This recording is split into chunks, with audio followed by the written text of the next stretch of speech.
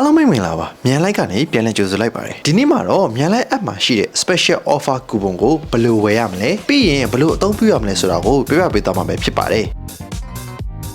အရင်ဦးဆုံးမြန်လိုက် application နဲ့ကိုဝင်ပေးပါ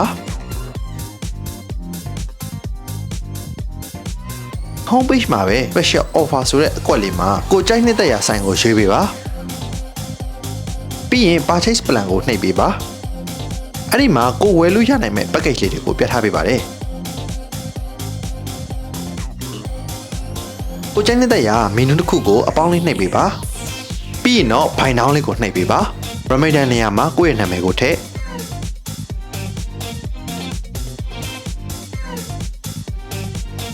အောက်မှာမိမိဖုန်းနံပါတ်ကိုထည့်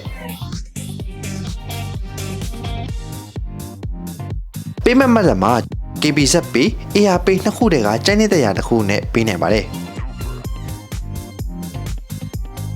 ပြီးရင်တော့ KBZ Pay နဲ့ပေးချစ်ဖို့အတွက်မိမိရဲ့ဖုန်းနံပါတ်လေးကိုရိုက်နှိပ်ပေးပါပြီးရင်အောက်မှာအမှန်ချစ်လေးချစ်ပြီးရင် app error တွေကိုနှိပ်ပေးပါဒါဆိုရင်တော့ scan လေးကြာလာမှာပဲဖြစ်ပါတယ်ဒီ scan လေးကို screenshot ရိုက်ပြီး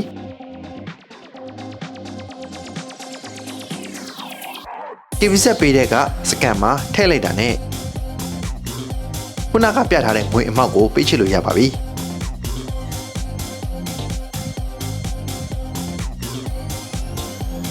ပြီးရင်တော့မြန်လိုက် app တွေကိုပြန်သွားပေးပါညာဘက်ထောက်က profile လေးကိုနှိပ်ပေးပါ my coupon ခုနကဝယ်ထားတဲ့ coupon လေးကိုနှိပ်ပေးပါ